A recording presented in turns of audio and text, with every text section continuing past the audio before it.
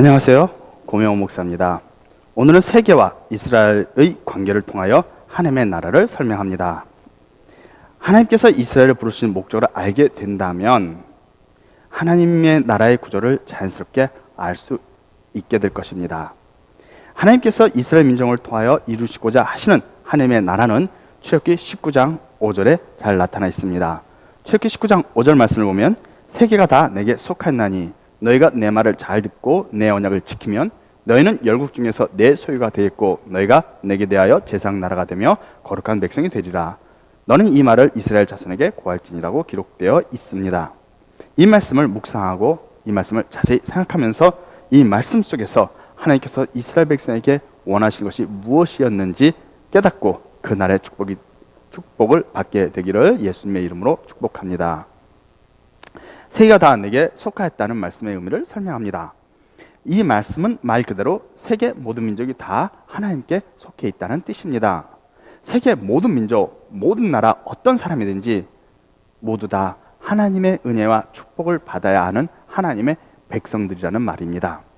이 말씀은 하나님께서 이스라엘 선택하셨는데 이스라엘 사람들만 선택하고 그들만 구원하고 다른 이방 민족들은 멸망받을 사람들로서 하나님께서 버렸다, 이런 것이 아니라는 것을 이스라엘 사람들을 선택하시면서 이미 그런 내용이 아니라는 것을 분명하게 알 수 있도록 말씀을 미리 해놓으신 겁니다.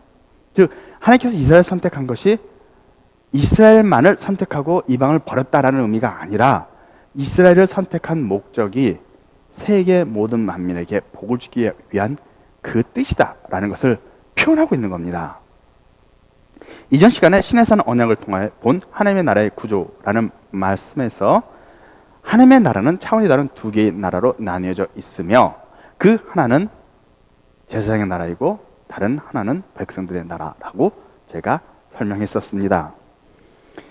세계가 다 하나님께 속하였다라고 하신 오늘 본문의 이 말씀은 곧 백성들의 나라가 세계다라는 말의 의미입니다. 그런 뜻입니다. 이스라엘 민족의 구조는 백성과 제사장으로 나뉘어져 있습니다. 이 구조를 하나의 민족적 단위에서 세계적 단위로 확대하여 설명한 것입니다. 다시 말하면 이스라엘 민족이라고 하는 단일 민족의 개념에서 하나님께서 하나님의 나라의 예표를 보여주셨는데 이제는 그런 것이 아니라 더 실체에 가까운 개념으로 확대하여 보여준다라는 말입니다. 이스라엘 민족이라고 하는 그 단일 민족 내에서 백성과 제사장으로 나뉘어져 있는데 백성은 백성들의 나라로 확대되어진 개념이고 제사장은 제사장의 나라로 확대되어진 개념입니다. 이스라엘 민족 내 자체를 볼 때 12지파 사람들은 백성들입니다. 그리고 레위 지파가 제사장이죠. 12지파는 세계 모든 나라로 확대된 개념이고 확대한 것이고 그 다음에 제사장 나라인 이스라엘 민족은 레위 지파가 확대된 개념입니다. 이해하시겠죠? 그러므로 이것은 하나님의 나라에 대한 설명을 하나의 민족인 이스라엘 민족이라고 하는 그 작은 민족 내에서 하나님의 나라의 모형을 설명했지만 이제 그 개념을 전 세계적인 개념으로 확대하여 표현하고 있는 겁니다. 그것이 세계가 다 내게 속했다라는 말씀에 포함되어 있는 의미이다. 이런 뜻입니다. 그러면 이제 첫 번째로 너희는 열국 중에서 내 소유가 되겠고라고 말씀하신 내용을 설명합니다. 내 소유라고 말씀하신 이유가 무엇인가? 다시 말하면 세계가 다 내게 속하였나니라고 했던 세계는 이미 하나님께 속해 있습니다. 그것이 열국입니다. 그런데 그 열국 중에서 너희가 내 소유가 된다라고 하신 말씀의 의미는 무엇일까요? 세계도 하나님께 속해 있고 이스라엘도 내 소유고 하면 다 하나님께 속해 있는 거 아닙니까? 그렇죠? 그 말의 의미는 이런 뜻입니다. 하나님께서 이스라엘 민족을 가까이 두시고 제사장 나라로서 내 곁에 두겠다라는 말의 의미입니다. 다시 말하면 세계 모든 민족, 세계 모든 나라도 다 하나님께 속해 있긴 하지만 그 나라들 속에는 그 어떤 나라도 하나님이 직접 임재하시는 성전이 있지 않다라는 것입니다. 다만 하나님께서 직접 임재하시는 성전을 이스라엘에 두고 이스라엘에 하나님이 임재하시겠다라는 말을 하시는 겁니다. 그것이 곧 세계가 다 내게 속해 있어도 너희는 내 소유가 된다라고 하신 내 소유라는 말의 의미입니다. 하나님의 소유라고 하시는 것은 하나님께서 직접 하나님 곁에 두시고 대화도 하고 명령도 하시고 또 함께 거닐고 일상에서 모든 것을 함께하는 사람들로서 내 소유라고 말씀하신 겁니다. 이렇게 한번 설명해 보겠습니다. 왕이 있습니다. 그 왕은 나라를 다스립니다. 그 나라가 굉장히 넓은 영토입니다. 그 넓은 영토를 다스리는데 그 왕의 통치권이 미치는 모든 것이 다 왕의 나라죠.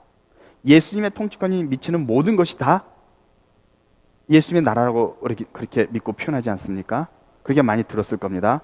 그것처럼 왕이 통치권이 미치는 모든 것이 다 왕의 나라입니다. 그래서 그 통치권이 미치는 그 나라에 사는 사람들은 다 왕의 백성이죠.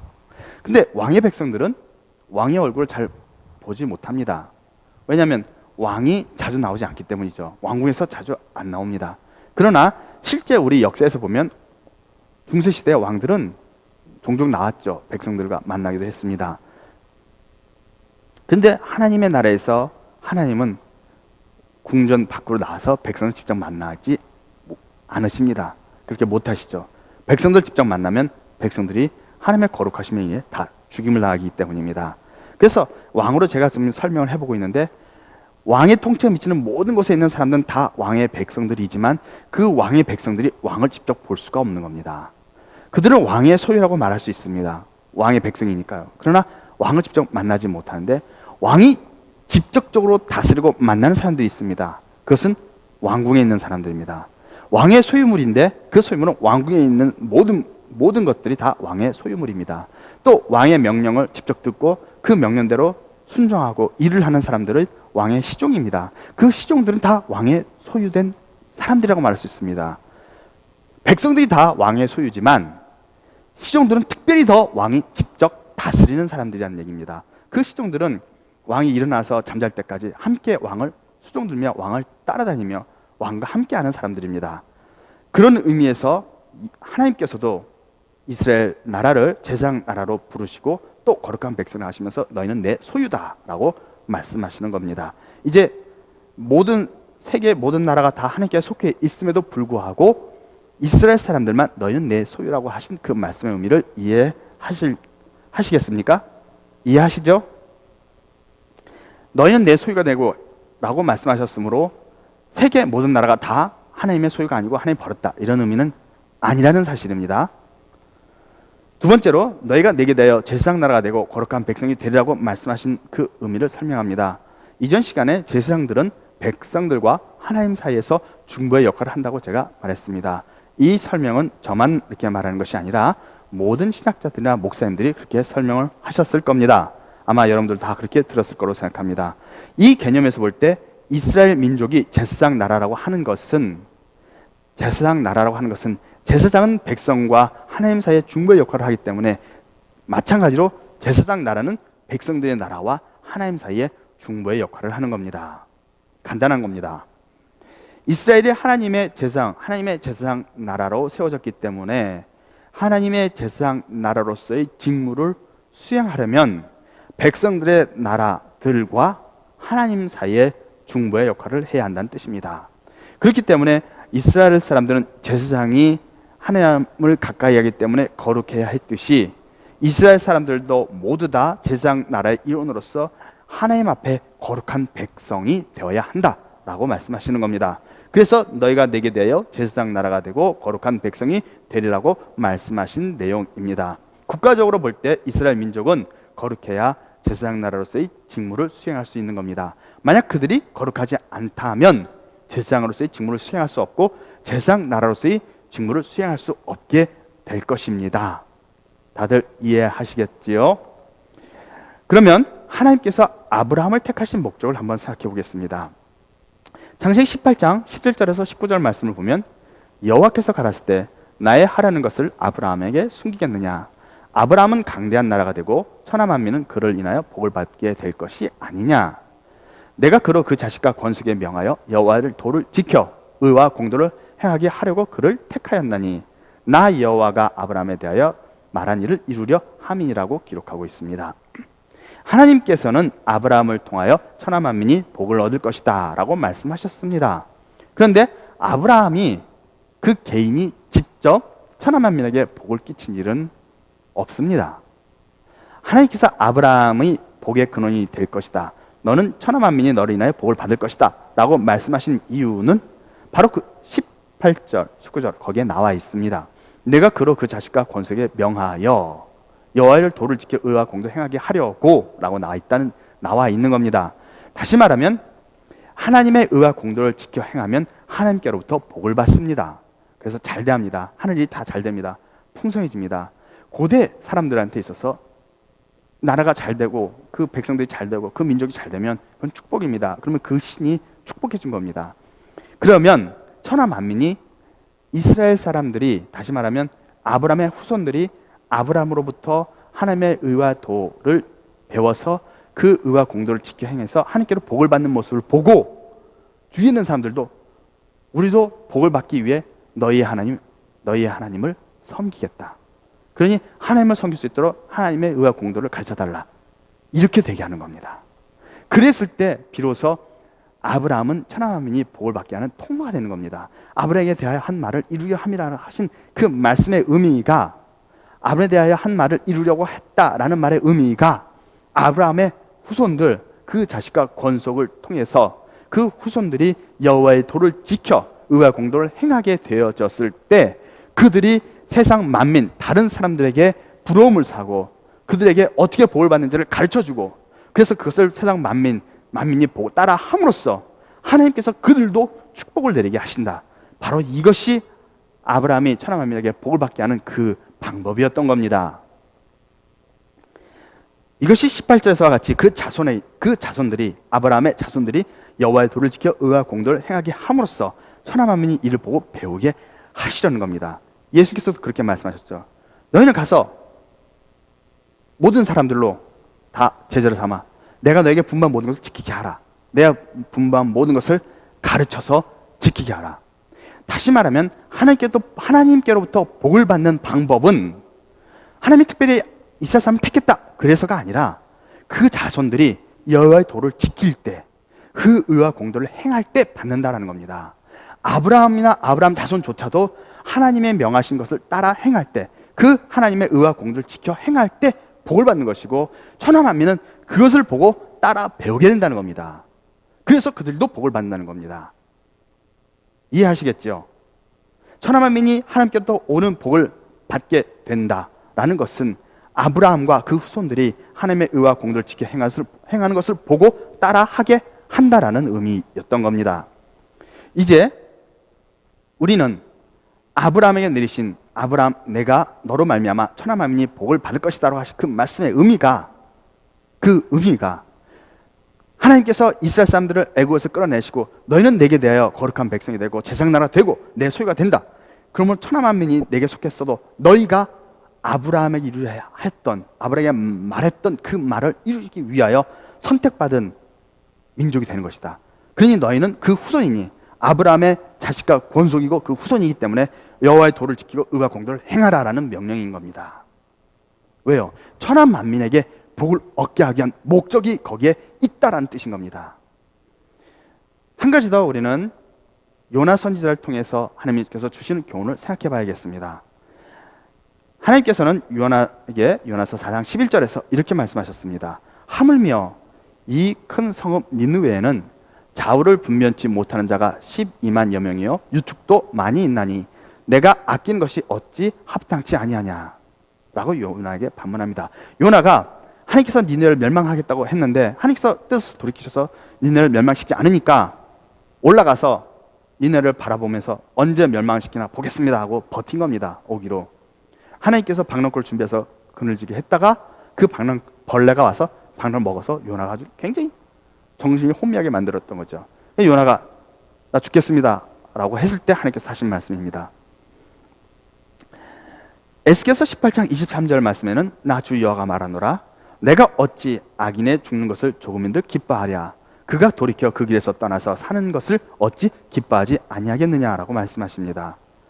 하나님께서는 이방 민족들이 하나님의 법도를 모른 채, 의와 공정은 무엇인지 모른 채 자기 자신들이 생각하는 대로, 자신들이 옳다고 판단하는 대로, 자신들이 맞다고 생각하는 대로 행하다가 죄를 짓게 되고, 좌를 분별치 못하는 상태에서 살다가 죄를 범하게 되고, 그 죄와 악이 자꾸 쌓여서 하나님께로부터 진멸받아 멸망당하는 것을 바라시지 않는다라는 말입니다. 그래서 이렇게 좌우를 분별하지 못하는 민족들에게 이스라엘 사람들아, 너희가 가서 제사장 나라로서 너희의 역할을 감당해라. 그들에게 여호와의 도를 가르쳐 의와 공도를 지키게 해라. 그래서 그들이 멸망당하지 않고 하나님께서 오는 복을 받도록 해라. 이것이 하나님이 아브라함의 자손을 부르신 목적이란 뜻입니다. 이해하시겠습니까? 하나님께서 요나를 보내신 것과 같이 이스라엘 사람들이 각자가 자기가 제사장 나라로서의 일원으로, 제사장 나라의 일원으로서 그 사명을 깨닫고 전 세계에, 모든 세계 만민에게 나가서 하나님께로부터 복을 받는 방법을 가르쳤더라면, 하나님의 의가 무엇인지 가르쳤더라면, 하나님의 의와 공도가 무엇인지 가르쳤더라면, 여호와의 율례 법도가 무엇인지 가르쳤더라면, 그랬더라면 그들은 하나님의 맡기신 사명인 제사장 나라의 그 사명을 감당했을 겁니다. 하나님께서 요나를 니느웨에 보내셨던 그 내용을 기록하시고 또 그것을 이스라엘 사람에게 주었던 것은, 하나님께서 이스라엘 백성에게 원하시는 것이 요나와 같은 일이다. 너희가 제사장 나라로서의 사명을 감당하는 것이다. 세계 만민이 너희를 통해서 복을 받는 것이다. 너는 이 일을 하라는 것을, 너에게 맡겨진 사명이 무엇인지 알라는 뜻이었던 겁니다. 제사장 나라, 그 제사장 나라로서의 사명을 깨달아서 이방 민족들이 하나님의 도를 몰라서 멸망당하도록 하지 말고 그 이방 모든 민족들에게 가서 여호와의 도를 가르쳐 지킴으로써 그들도 하나님께로부터 오는 복을 받도록 하라는, 그것이 하나님의 뜻이라는 것을 알라고 하신 겁니다. 하나님께서 이스라엘 사람들을 선택하신 목적은 그들만을 구원하겠다는 뜻이 아니라 그들로 인해서 천하 만민이, 세계 모든 나라가, 하나님께 속해 있는 그 세계 모든 나라가 하나님께로부터 오는 복을 받도록 하라는 뜻인 겁니다. 이스라엘 사람들은 이걸 깨닫지 못했던 겁니다. 그래서 요나 같은 선지자조차, 하나님의 명령을 듣고 경건 훈련을 해서 하나님의 선지자로 부름받는 요나조차도 니느웨로 가라는 명령을 거역하려고 다시스로 가는 그 배를 타고 도망하려 했던 것이 아닙니까? 요나라는 선지자조차 이랬는데 다른 백성들이야 말을 해서 뭐 하겠습니까? 다 몰랐던 것이죠. 이제 결론을 내립니다. 세계는 하나님의 백성들입니다. 세계는 하나님의 백성들이고 이스라엘은 그 백성들을 위한 하나님 앞에 서는 제사장의 나라입니다. 신해산 언약을 통해 본 하나님의 나라는 이전 설계에서 말했던 것처럼 하나님의 나라가 차원이 다른 두 개의 나라로 나뉘어져 있다는 것입니다. 그 차원이 다른 두 개의 나라는 제사장의 나라요, 하나는 백성들의 나라입니다. 제사장의 나라는 백성들을 위하여 백성들의 나라와 하나님 사이의 중보의 역할을 하라고, 그들이 범죄했을 때 하나님께 자기가 용서할 것처럼 용서와 은혜를 구하고, 또 그들에 가서는 하나님께서 말씀하신 내용을 전하고 의와 공도를 가르쳐 회개시키고 복을 받게 하는 그 역할을 하라고 제사장의 나라로 이스라엘을 세우셨던 겁니다. 그러므로 하나님의 나라는 이렇게 백성들의 나라와 제사장의 나라로 나뉘어져 있습니다. 세계 만민이 백성들의 나라이며 이스라엘은 제사장 나라의 모형으로 선택된 겁니다. 이제 하나님의 나라의 구조가 더 명확하게 이해되셨는지요? 이스라엘은 하나님께서 자신에게 맡긴 그 사명을 깨닫지 못했습니다. 그들은 사명을 감당하지 못했습니다. 아니, 사명을 감당하지 못한 게 아니라 그 사명을 시작조차 못했습니다. 세계 모든 만민은 이스라엘 사람들을 하나님께서 시내산에서 세우실 때 세계 모든 만민은 이스라엘 사람들을 통해 오는 그 하나님의 축복을 받아야 했습니다. 이스라엘 사람들이 하나님의 제사장의 나라로서의 사명을 감당해서 세계 만민에게 하나님께로부터 오는 복을 받도록 그 도를 가르쳐 의와 공도를 행하도록 했어야 되는데, 이 니느웨 같은 나라는 요나가 전했을 때 그것을 받아들이고 회개하지 않았습니까? 이런 일들이 세상 곳곳에서 일어나야 한다는 겁니다. 그런데 세계 모든 나라는 하나님께로부터 오는 그 복을 받지 못했습니다. 왜냐하면 제사장 나라로서의 사명을 감당할 이스라엘이 그 일을 하지 못했기 때문이죠. 그래서 세상 나라는 지금까지도 하나님께로부터 오는 그 복을 얻지 못하고 있는 겁니다. 물론 예수님을 믿는 사람들에서 복을 받습니다. 많은 예수를 믿는 기독교 국가라 하더라도 하나님께로부터 오는 복을 다 받는 게 아니죠. 왜냐하면 종교의 자유가 있고 다른 사람들이 거기서 또 범죄를 저지르고 있기 때문에 하나님께서 계획하신 백성들의 나라는 아직 안 됐다는 얘기입니다. 이제 하나님의 나라의 구조가 더 명확하게 이해되셨기를 바랍니다. 하나님의 나라가 세상의 나라와 백성들의 나라로 나뉘어져 있다는 사실을 깨닫는다면 이제까지 여러분들이 깨닫지 못했던 예수님이 하신 그 어려운 말씀들, 난해 구절들이 하나하나 더 깊이 깨달아지게 될 것입니다.